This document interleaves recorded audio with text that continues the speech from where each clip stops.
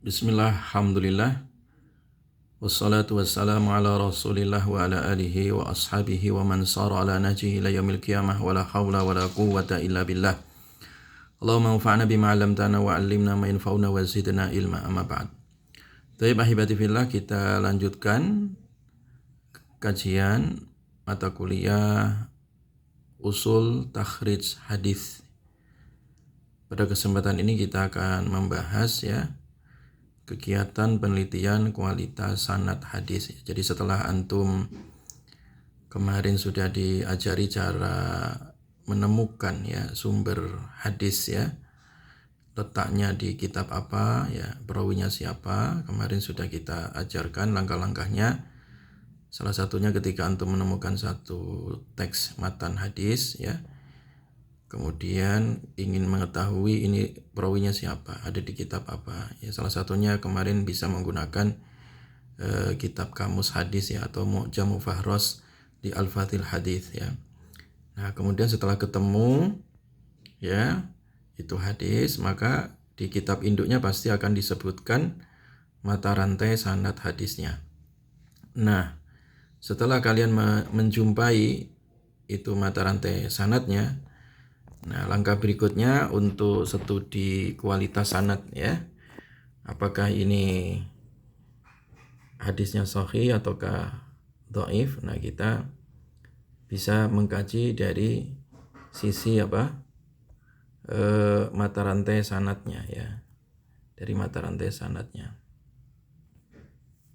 Nah, langkah yang pertama, kalian bisa membuat dan mempelajari ranji sanadnya dulu, Jadi langkah pertama itu yang harus kalian lakukan adalah tadi sanad-sanad yang ada di kitab induk itu kalian buat ranjinya, dibuat ranjinya, gambaran ranji sanad, sehingga itu jelas urutannya dari sanad-sanad itu nanti ketemu ini murid, ini guru, sampai nanti kepada Rasulullah Sallallahu Alaihi Wasallam, Nah, contohnya begini,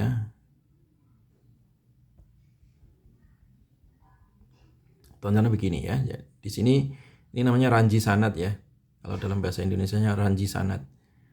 Jadi dibuat urutan mata rantainya seperti ini dari Rasulullah, kemudian ke sahabat, ke tabi'in, dan begitu seterusnya. Di situ namanya ranji sanad, Rasulullah, kemudian ke Sa'ad bin Malik misalkan, dan ke Muhammad bin Abdurrahman, kemudian ke Usamah, Yahya bin Sa'id, Ahmad bin Hambal, sampai ke Ahmad bin Hambal dalam musnadnya, Nah, dibuat ranji sanadnya tadi, baik yang itu sifatnya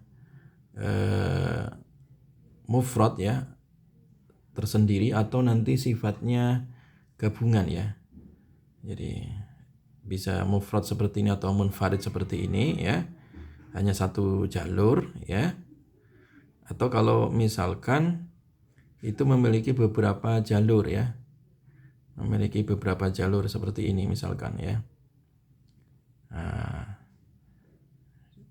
jadi ada beberapa cabangnya, jalurnya di situ. Nah, ujungnya nanti sampai ke Ahmad bin Hambal, Abu Dawud, Hannad bin Asiri, Yang ranji di atas itu ada 3 jalur sanad kan, berarti itu yakni Ibnu Majah, kemudian Abu Dawud, dan Ahmad bin Hambal, Nah, jadi di situ ada 3 jalur di situ, Itu ranji sanadnya gabungan. Jelas ya? Nah, kalau kalian lihat tadi dari 3 jalur sanad tadi itu bersatu kembali pada perawi yang bernama atau Ibnu As-Sa'ib, atau Ibnu Sa'ib tadi, Kalau kalian lihat tadi, Jadi dari 3 ranji sanad ini itu ujungnya ke Atha bin Sa'ib, ke sini. Ujungnya di sini. Nah, ini kan bercabang, Ada Sofyan, kemudian ada Abul Ahwas, bercabang di situ. Dan dari Sofyan ini bercabang dari Hamad bin Salamah, kemudian Abdul Razak di situ, Tayyib. Nah, kalau kalian lihat itu tadi ya, dari 3 cabang itu, bila kita meneliti jalur Ibnu Majah misalnya, maka jalur Abu Dawud dan jalur Ahmad bin Hambal menjadi jalur pendamping ya. Jadi jalur pendamping itu kalau dalam bahasa mustalahnya namanya mutabi ya. Namanya apa? Mutabi ya. Taib ya. Nah, manfaatnya apa? Ya, seandainya jalur Ibnu Majah ada riwayatnya yang tidak sahih, maka peneliti harus pindah ke jalur yang lain ya. Jadi bisa jadi jalur yang lain itu sahih itu. Ya. Bisa jadi jalur yang lain itu riwayatnya sahih. Nah, sehingga nanti bisa menaikkan derajat yang dhaif itu ya. Jadi kalau dari jalur-jalur yang ada ya, itu nanti saling menguatkan antara yang satu dengan yang lainnya. Baik. Nah, kemudian setelah kalian membuat ranji sanad itu, maka bisa meneliti dari aspek sanadnya bersambung ataukah tidak ya. Sanadnya bersambung ataukah tidak. Ini sanadnya muttasil ataukah tidak muttasil ya. Nah, ini muttasil ataukah munqati. Nah, karena kalau muttasil nanti ada keterkaitan hadisnya sahih, kalau munqati nanti keterkaitan dengan hadisnya dhaif. Nah, gitu tuh. Nah, untuk mengetahui apakah sanadnya muttasil ataukah munqati, nah itu kita bisa prediksi begini. Yang pertama, satu zaman atau enggak, itu namanya al-mu'asarah ya. Ya, satu zaman ya. Kalau satu zaman ya, itu berarti hidupnya sezaman di situ ya. Mereka bisa diketahui dari tanggal lahirnya ya kan, tahun lahirnya atau tahun wafatnya ya. Makanya kenapa penting itu ya dalam tradisi sanad itu mengetahui kelahiran dan kematian di situ ya, lahirnya kapan, wafatnya kapan ya. Itu untuk mengetahui, mengukur ya apakah satu zaman atau enggak. Yang kedua, disebut mutasil itu kalau indikatornya adalah ada liqa ya, pertemuan antara murid dan guru ya. Jadi kalau mereka bertemu ya, itu berarti pertemuan mereka itu ya, di dalam proses meriwayatkan hadis berarti di situ ada guru, ada murid bertemu, betul-betul bertemu ya. Nah, kemudian yang berikutnya, bila tidak disebutkan secara jelas atau tidak ditemukan nama guru atau nama muridnya yang dicari, maka hendaklah perhatikan pernyataan di penghujung nama-nama guru dan di penghujung nama-nama murid. Ya. Misalkan wa ghairuhum ya, wal jamaah ya, wal khalaq al-katsir ya, misalkan begitu ya, seumpamanya ya. Nah, jadi kalau ada istilah itu berarti pernyataan ini mengisyaratkan masih ada guru-guru lain ya bagi si murid tadi itu ya. Nah, taib ahibati fillah yang diberkahi oleh Allah Subhanahu wa taala.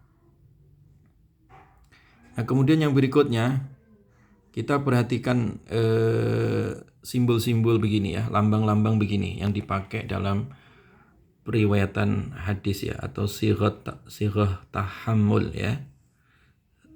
Sighah tahammul wal ada ya. Ini biasanya kalau untuk meriwayatkan hadis itu ada satu lafadz yang digunakan yang itu menjadi satu tradisi. Misalkan sami'tu ya. Sami'tu ya, fulan misalkan ya. Hadatsana atau akhbarona. Sami'tu artinya aku mendengar, atau hadatsana telah memberikan hadis kepada kami, atau akhbarona mengkhabarkan kepada kami ya. Nah, ini menunjukkan ya kalau sami itu aku mendengar, berarti kan langsung ketemu ya, mendengar langsung. Atau akhbarona, aku dikasih kabar tentang hadis ini. Nah, ini menunjukkan itu mutasil ya. Jadi istilah-istilah ini itu menunjukkan itu adalah mutasil. Ada kepastian ketemu ya antara murid dengan guru ya. Jelas ya. Jadi istilah-istilah itu penting untuk dilihat ya. Nah, kemudian setelah kita mengetahui ya bahwa itu sanadnya bersambung, dengan indikator-indikator tersebut, entah bertemu atau mendengar langsung atau dengan istilah-istilah yang di situ ada sami'tu atau akhbarona, ya kan, atau haddatsana, itu menunjukkan sanadnya bersambung.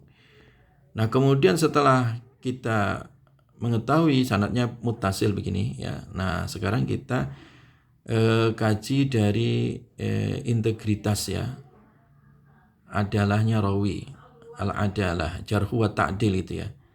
Jadi ini rawinya kredibel atau enggak ya. Ini rawinya thiqah ataukah mungkar misalkan ya. Itu kita kaji dari sejarah ya, perawi hadis atau perawi. Ini disebut rijalul hadis, atau kita buka buku-buku biografi ya, perawi hadis. Nah, buku apa yang bisa kita pakai atau kitab apa yang bisa kita pakai? Satu, kalian bisa menggunakan kitab namanya Tahdzibul Kamal ya. Kitab Tahdzibul Kamal yang ditulis oleh Imam Al-Mizzi ya. Nah, itu ada 35 juz ya, kalau kalian lihat jilid ya, 35 jilid itu. Kalian bisa download itu di Google juga ada kitab ini, Tahdzibul Kamal ya. Nah, kemudian juga bisa menggunakan kitab Tahdzibut Tahdzib ya. Tahdzibut Tahdzib ini lebih sederhana kitab ini ya. Ini meringkas atau menyederhanakan dari pendahulunya. Ini hanya 14 jilid ya, yaitu yang dikumpulkan oleh Imam Ibnu Hajar Al-Asqalani. Atau kalian juga bisa menggunakan kitab Al-Jarhu wa Ta'dil ya. Al-Jarhu wa Ta'dil ya. Yang ditulis oleh ini Abdurrahman ibnu Abil Hatim Muhammad ibnu Idris Abu Muhammad ya, Ar-Razi At-Tamimi ya. Itu ada 9 jilid ya. Dan ada kitab-kitab lain sebenarnya ya. Ada kitab-kitab lain ya, seperti kitab Al-Isabah fi Tamyizis Sahabah ya. Untuk mengetahui ya perawinya ini sahabat atau tabi'in, kalian bisa menggunakan ini kitab Al-Isabah fi Tamyizi As-Sahabah, atau kitab Al-Isti'ab ya, Al-Isti'ab fi Ma'rifatil Ashab. Ini supaya kalian paham bahwa ini sahabat ya. Abu Hurairah itu sahabat ataukah tabi'in misalkan, atau tabi'ut tabi'in. Nah, kalian bisa lihat kitab Al-Isabah atau kitab Al-Isti'ab ya. Oh, ini sahabat ya. Definisi sahabat ini ya, sahabat orang yang bertemu Nabi dalam keadaan beriman. Nah, atau kitab pendamping lain misalkan ya, kitab As-Siqat, kitab Al-Kamil Fid Du'afa ya. Nah, itu disebut dengan kitab Rijalul Hadis ya, kitab-kitab yang bicara tentang biografi ya, ulama-ulama yang meriwayatkan hadis. Itu lengkap semua di situ, udah terbukukan semua nama-namanya ya. Ini siqah, ini mungkar ya. Kalian bisa mengetahui di situ bahwa fulan ini adalah orangnya siqah, adil, dhabit misalkan ya. Oh, ini si fulan ini mungkar, dhaif dan seterusnya ya. Nah, itu kalian bisa meneliti aspek ini siqah dari perawinya, ini siqah ataukah dhaif ya, dhabit ataukah tidak dhabit. Nah, itu namanya jarh wa ta'dil setelah kalian membaca itu kitab-kitab biografi. Nah, indikator ta'dil itu dengan istilah juga di situ. Misalkan gini ya. Ada istilah autsaqun nas ya, autsaqun nas, atau autsaqun nas itu orang yang paling siqah ya, adzbatun nas orang yang paling dhabit ya. Itu tingkatan yang pertama. Tingkatan yang kedua itu ada istilah fulan la yus'al anhu ya. Fulan ini enggak usah dipertanyakan lagi ya. Udah siqah jelas. Tingkatan yang ketiga thiqah ya. Thiqah ma'mun, thiqah hafidz ya. Orangnya ini siqah betul ini. Thiqah ma'mun artinya orang yang siqah dan terpercaya, siqah hafidz ya, orang yang siqah dan ini hafidz orang ya. Jadi, nah tingkatan yang keempat sabat, mutqin, kemudian adil ya, hafidz, adil, dhabit ya. Ini istilah tingkatan yang keempat. Itu bahwa menunjukkan dia siqah. Yang kelima tingkatannya saduq, ma'mun, la ba'sa bihi. Tingkatan yang keenam syaikhun, saduqun insyaallah. Ini menunjukkan integritas ya, bahwa perawi ini bisa dipercaya. Dan itu sahih hadisnya berarti kan. Nah, tetapi kalau itu rawi kena jarh ya, kena peringatan dari sisi integritas ya, maka nanti hadisnya cacat ya, atau dhaif ya. Misalkan ada istilah akdzabun nas, ini yang paling parah ini istilah ini. paling berat, orang yang paling dusta, ya. Kadzab, wadha. Nah, ini istilah yang kedua. Istilah yang ketiga muttaham bil kadzib, ya, atau muttaham bil kadzab, misal muttaham bil wad, ya, yasrukul hadis, ya, ini pencuri hadis, ini pemalsu hadis misalkan, ya, tingkatan ketiga. Ya, tingkatan yang keempat dhaif jiddan, ya, dhaif sekali ini, ya, orang ini, ya, tarhu hadithuhu, turiha hadithuhu, dibuang hadisnya, rudda hadithuhu, hadisnya dibuang, ya, ditolak misalkan. Atau yang keempat istilahnya muttarib, ya, orang ini guncang ini hadisnya, muttaribul hadis, la yuhtaju bihi, tidak bisa dijadikan hujjah, dhaif, ya. Atau tingkatan keenam laisa bi hujjah, orangnya enggak bisa dijadikan hujjah ini, ya, fihi dha'af, itu ada dhaifnya. Nah, itu istilahnya jarh, ya, jarh, menjarh, ya, dari apa namanya si perawi hadis tadi dalam sanadnya tadi, ya. Tayyib. Nah, setelah kalian, ya, mengetahui tadi sanadnya bersambung ataukah terputus, kemudian dari yang kedua adalah mengkaji tentang integritas rawi ini dhabit ataukah mungkar ataukah dhaif, ya, misalkan, ya, dari sisi jarh wa ta'dil. Nah, kemudian yang berikutnya adalah kaji dari aspek ada syadz ataukah illah dalam sanad tersebut, ya. Jadi syadz atau illat, ya, pada dasarnya adalah cacat itu, ya, cacat yang dapat bisa merusak kesahihan itu sanad, ya, atau menjatuhkan, ya, sanad itu jadi dhaif, ya. Jadi syadz itu cacat, ya, yang disebabkan oleh faktor eksternal yang dapat diketahui setelah dilakukan tadi perbandingan dengan jalur sanad lain, ya. Jadi suatu sanad dikatakan syadz apabila diketahui sanad yang diteliti itu menyalahi sanad lain yang lebih kuat, gitu, ya. Jadi ada sanad yang lebih kuat daripadanya. Itu namanya syadz, ya, menyelisihi sanad yang lebih thiqah, gitu, dari jalur lain, gitu. Nah, sedangkan illah itu cacat-cacat yang bersifat internal. Itu bedanya, ya. Jadi kalau syadz itu cacat yang sifatnya eksternal. Misalkan antum tadi, ya, neliti dari jalur sanad 1, kemudian ternyata ada jalur sanad 2 yang itu lebih kuat, lebih thiqah, ya. Ya. Itu namanya disebut faktor eksternal, luaran, ya. Nah, kemudian kalau illah, ya, illah cacat itu sifatnya yang sifatnya internal. Nah, ini diketahui dengan apa? Melakukan penelitian tadi yang mendalam terhadap sanad yang diteliti. Misalkan gini, ya, sanad yang tampak mutasil tadi kan, saya sebutkan di awal tadi kan, ketika kalian melakukan studi sanad itu ini sambung atau enggak, ini sambung beneran atau sambung palsu misalkan, gitu, ya. Kelihatannya mutasil, bersambung dengan pertimbangan tadi antara guru dan murid, ya. Misalkan satu masa, satu zaman. Namun ternyata mereka sebenarnya tidak pernah saling bertemu, gitu, ya. Satu zaman tapi nggak ketemu, gitu, ya. Nah, ini juga walaupun satu zaman, indikatornya tadi itu sezaman. Biasanya kalau sezaman itu kan bersambung gitu. Ternyata setelah ditelusuri, oh, nggak pernah ketemu. Nah, walaupun satu masa. Jadi tidak ada kemungkinan si murid menerima langsung dari hadis gurunya tadi. Nah, itu namanya illah, ya. Jadi kalau syadz itu cacat yang sifatnya eksternal karena ada sanad lain yang lebih kokoh, yang lebih kuat.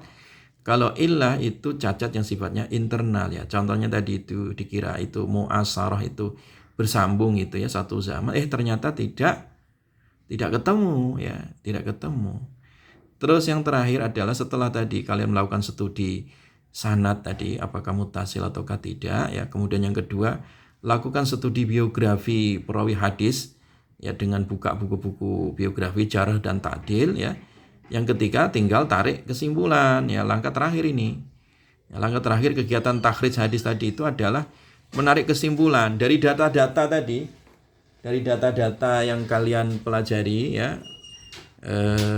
Oh, ternyata sanadnya mutasil, ya. Indikatornya apa? Oh, ketemu dengan guru, sami'na hadatsana, mutasil itu. Nah, yang kedua, ternyata dari integritas rawi itu di situ ditemukan, ya, di buku-buku biografi ternyata si fulan ini orangnya thiqah ya, saduq. Oke, berarti itu orangnya terpercaya. Oh, kemudian ditelusuri yang berikutnya tidak ada syad, tidak ada illah. Ya sudah, berarti kesimpulan dari hadis tadi itu adalah apa? Hadisnya sahih, begitu kan. Hadis sahih kan kemarin syaratnya apa? Sanadnya mutasil, ya kan. Kemudian apa? Perawinya adil, dhobit, ya kan. Tidak ada syad, tidak ada apa? Illah. Dan sebaliknya kalau nanti ada syad, ada illah, kemudian sanadnya terputus, misalkan rawinya tidak ada integritas, maka ya itu disebut dhaif, kan gitu dah.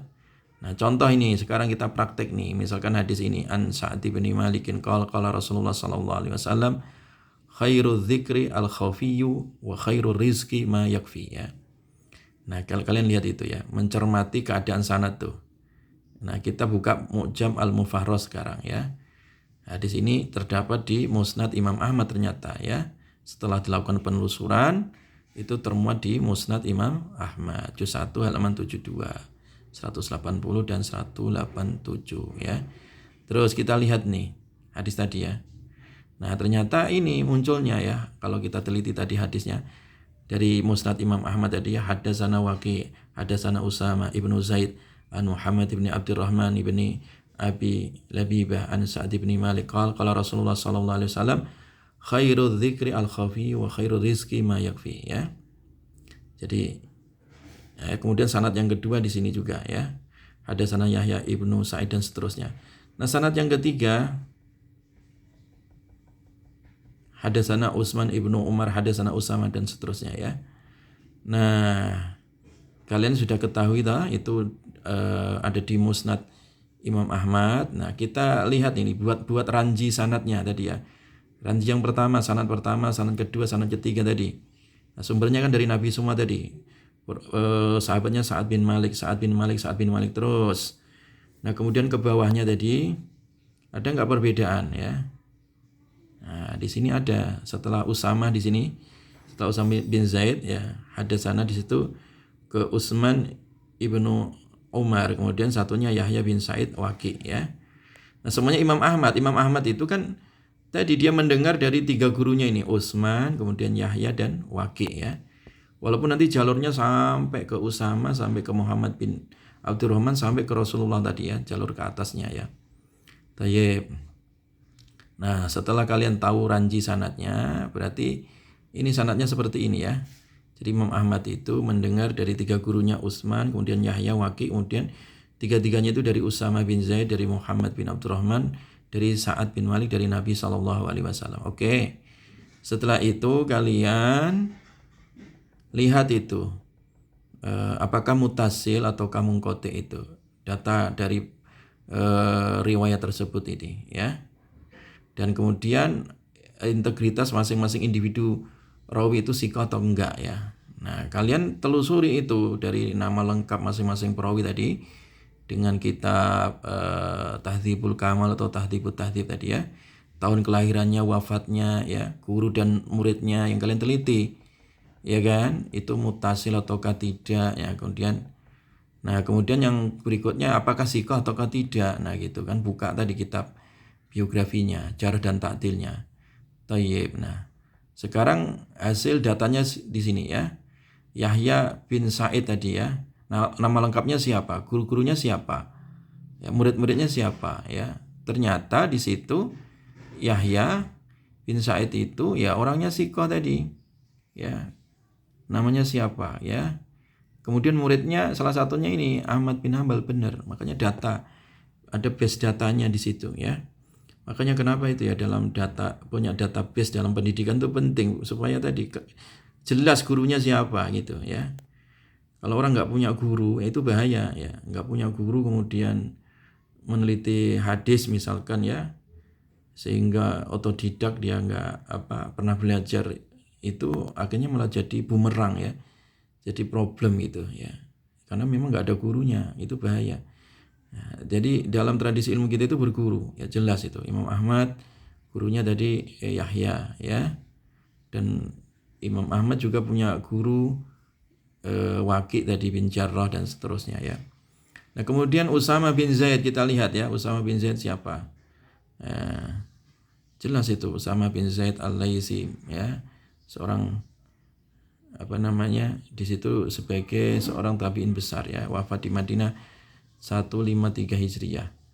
Nah, kemudian guru-gurunya adalah siapa? Fulan ya. Tayyib. Murid-muridnya fulan.